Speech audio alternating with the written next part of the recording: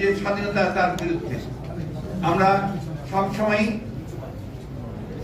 Freedom of প্রেসে বিশ্বাস করি।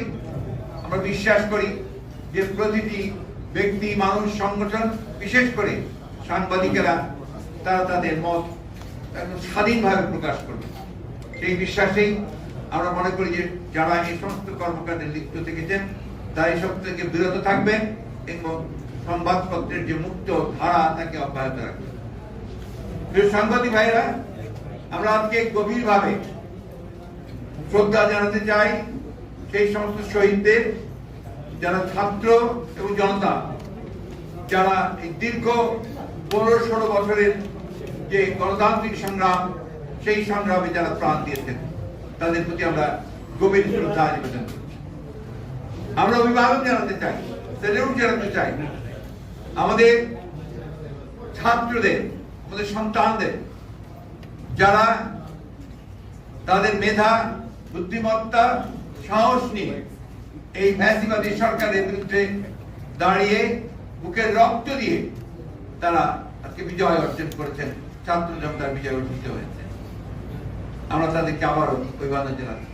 আমরা সকল রাজনৈতিক দল, সকল ব্যক্তি যারা এই সংগ্রামের সঙ্গে জড়িত ছিলেন, আছেন, পেশাজীবী, তাদের সকলকে আন্তরিকভাবে ধন্যবাদ এবং কৃতজ্ঞতা জানাচ্ছি এই আন্দোলনের শরীক হয়ে আজকে বিজয় অর্জন করবার জন্য।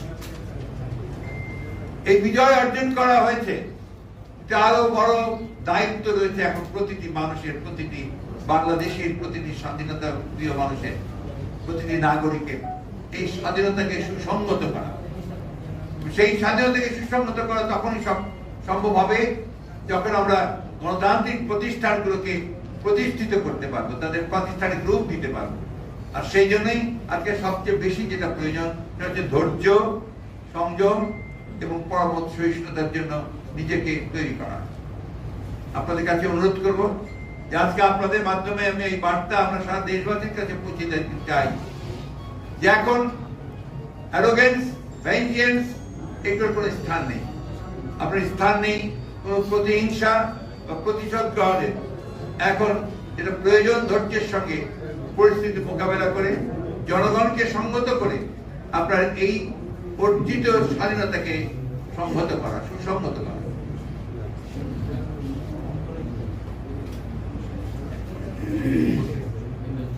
আমি আপনাকে অনুরোধ, আপনাদের মাধ্যমে সকলকে অনুরোধ করতে চাই আবারও এই অনুরোধটি আমাদের অত্যন্ত আন্তরিক এবং জরুরি যে আপনারা এটা সর্বক্ষেত্রে পৌঁছে দেবেন। যে এখনো যারা এখন এই বিভিন্ন প্রতিষ্ঠানে প্রতিশোধমূলক ভাবে অগ্নিসংযোগ করছেন, লুটপাট করছেন, বাড়িঘরে হামলা করছেন, এটা দয়া করে অবিলম্বে এই মুহূর্ত থেকে বন্ধ করুন। যারা এটা করছেন তারা কেউ এই আন্দোলনের শরীক, আন্দোলনের লোক নন, তারা সবাই কিন্তু আপনার যারা আন্দোলনের বিরোধিতা করেছে তারা এবং তাদের লোকেরাই করছে। এই বিষয়গুলো আমাদেরকে একটু মনে রাখতে হবে। সেভাবেই আমি আপনাদের মাধ্যমে দেশবাসীর কাছে অনুরোধ জানাচ্ছি। সেই সঙ্গে আমাদের দলের সকল নেতা কর্মীদেরকে আমি অনুরোধ করবো যে তারা এ ব্যাপারে অত্যন্ত দৃঢ়তার সঙ্গে এদের বিরুদ্ধে প্রতিরোধ গড়ে তুলে সমস্তকে একটা ঠান্ডা অবস্থায় তৈরি নিয়ে আসা করার জন্য ব্যবস্থা করা। দ্বিতীয় জিনিসটা যে পরবর্তী যেটা অত্যন্ত জরুরি, আপনারা জানেন যে গতকাল আমাদেরকে রাষ্ট্রপতি ডেকেছিলেন বিভিন্ন রাজনৈতিক দলকে এবং সেনাপ্রধান, 3 বাহিনীর প্রধানরা সেখানে উপস্থিত ছিলেন, তারা ডেকেছিলেন। তাদের মাধ্যমে যে কথাবার্তাগুলো হয়েছে সে বিষয়গুলো আপনারা কালকে সবাই শুনেছেন। আবার আমি একটু রিপিট করতে চাই যে সেখানে শহীদদের জন্য দোয়া করা হয়েছে এবং তাদের পরিবারদেরকে যথাযথ আপনার ক্ষতিপূরণ দেওয়ার জন্য তারা অঙ্গীকার করেছেন। রাষ্ট্রপতি অঙ্গীকার করেছেন যে যেহেতু শেখ হাসিনা পদত্যাগ করে পালিয়ে গেছে, সেই কারণে এখন শেখ হাসিনার ক্যাবিনেট পুরোপুরি ভাবে আপনার বিলুপ্ত হয়ে গেছে এবং এই সংসদের যেটা একটা দামি সংসদ, যারা বিনা ভোটে নির্বাচিত, তার উপরে এখন এই মুহূর্তে কোনো কার্যকারিতা নেই। সুতরাং এটাকে 24 ঘন্টার মধ্যে ভেঙে দিয়ে একটা ইন্টারিম গভর্নমেন্ট বলেন বা একটা নিরপেক্ষ সরকার বলেন তা গঠন করা হবে এবং তাকে 3 মাসের মধ্যে তারা নির্বাচন করে তারা নির্বাচিত সরকারের কাছে ক্ষমতা হস্তান্তর করে।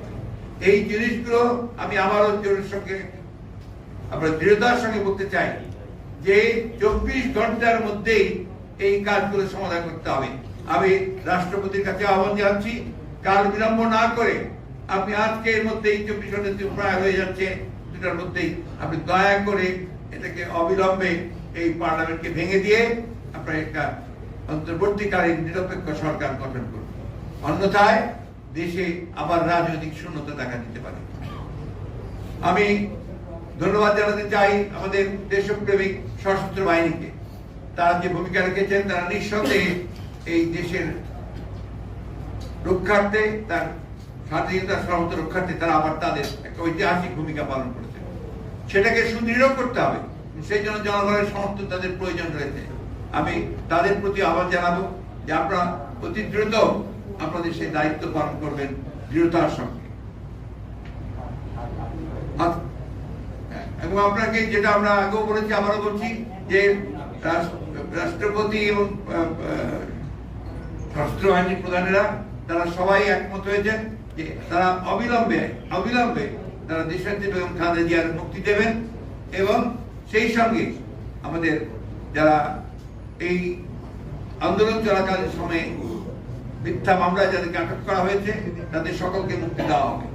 একই সঙ্গে অন্যান্য যে সমস্ত মিথ্যা মামলা দীর্ঘকাল ধরে আমাদের যে সমস্ত রাজনৈতিক ভাবে আপনার সাজা দিয়ে আটক করা হয়েছে তাদেরকেও মুক্তি দেওয়ার সমস্ত প্রক্রিয়া তারা চূড়ান্ত করবেন, এগুলো তাদের কমিটমেন্ট।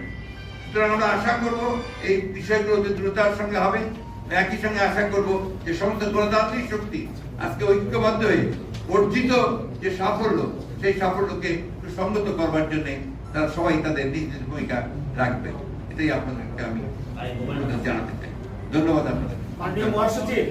এবং আরেকটি কথা বলি, যেটা অবশ্য আগাম কথা হচ্ছে, আমরা জানাবো আপনাদেরকে, আমরা তো আগামীকাল একটা সমাবেশ করতে পারি, আমরা সময় মতো জানাবো। জি মাননীয় মহাসচিব, বৈষম্য বিরোধী ছাত্র আন্দোলনের নেতৃবৃন্দ যাদের নেতৃত্বে এই গণঅভ্যুত্থান হয়েছে, তারা গতকালকে সংবাদ সম্মেলনের মাধ্যমে বা গণমাধ্যমে তাদের বার্তা পাঠিয়েছেন। সেটা হচ্ছে তারা অন্তর্বর্তী সরকারের প্রধান হিসেবে ডক্টর মোহাম্মদ ইউনূস সাহেবের নাম প্রস্তাব করেছেন। আপনারা এটাকে সমর্থন করেন কিনা? আমাদের এটা সমর্থন করার ব্যাপারটা তো ব্যাপার না, ব্যাপারটা হচ্ছে যে আমরা যখনই প্রেসিডেন্ট আমাদের কাছে প্রস্তাব দেবেন আপনার এই অন্তর্বর্তী সরকারের আপনার নামের জন্য, আমরা সেই সময় তাদেরকে প্রেসিডেন্টের নাম দেব। কারণ এখানে শেষ করি, কারণ এখানে এখন constitutional head of state is the president. উনি হচ্ছেন রাষ্ট্রের প্রধান, তারই একমাত্র এখতিয়ার আছে আপনার এই ধরনের ব্যবস্থাগুলো নেওয়ার জন্য। সুতরাং তিনি যখনই আমাদেরকে ডাকবেন আমরা অবশ্যই আমাদের যেটা নাম প্রস্তাব সেই প্রস্তাব দেব। তবে আপনাদের একটা কথা বলে দিই, ছাত্রদের প্রতি আমাদের সম্পূর্ণ আস্থা আছে, এই আস্থা আমাদের আছে এবং আমরা তাদের প্রতি তাদের আন্দোলনের সঙ্গে একাত্মবোধ করেছি, তাদের সঙ্গে আমরা একাত্মবোধ করছি। তবে আমরা প্রত্যাশা করবো যে এখানে সর্বদলীয় ব্যাপারটার গুরুত্ব দেওয়া উচিত, যে জিনিসটা অত্যন্ত গুরুত্বপূর্ণ।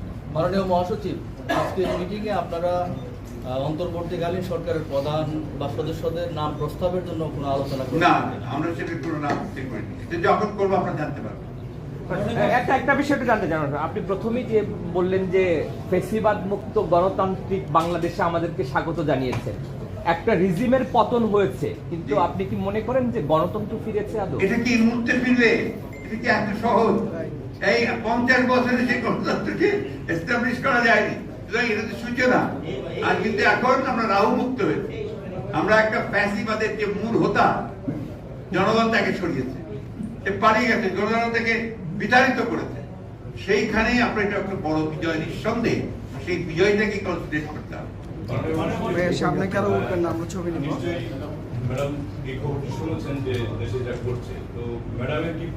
ম্যাডাম প্রথম যে কথাটা বলেছেন যে সবাইকে শান্ত হতে হবে, আর এখানে এখন এমন কোন ধরনের সিচুয়েশন তৈরি যেন না হয় যাতে অর্জিত বিজয় আবার ছিনিয়ে না নিয়ে যায়। এবং জনগণকে তিনি অ্যালার্ট থাকতে বলেছেন যে এই বিজয় যেন কেউ ছিনিয়ে নিতে না পারে। ম্যাডামের মুক্তির ব্যাপারে কথা হয়েছে, আপনারা জানিয়েছেন দেশবাসী আনন্দিত। ম্যাডাম জনসম্মুখে কবে নাগাদ আসতে পারে? উনি যখন নিজেকে মনে করবেন যে সে ফিট, তিনি অত্যন্ত অসুস্থ, আপনারা জানেন। আমরা কাল রাতেই তার সাথে দেখা করি, অত্যন্ত অসুস্থ। সুতরাং যখনই তিনি সুস্থ হবেন, ফিট মনে করবেন, তখন তিনি জনগণের সামনে উপস্থিত হবেন। তারেক রহমান সাহেব কবে দেশে ফিরবেন? এই স্বাধীন দেশে কবে তারেক রহমানকে উনি যখনই মনে করবেন নাও হি ক্যান কাম ব্যাক, আমরা অলরেডি তাকে আমাদের অনুরোধ জানিয়েছি যেন দ্রুত চলে আসেন, সেই ব্যবস্থা কবে।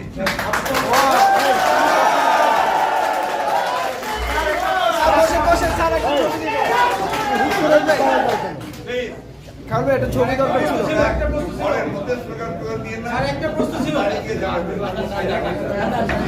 ভাইয়া ছবি দরকার ছিল, ছবি আছে পাইছে।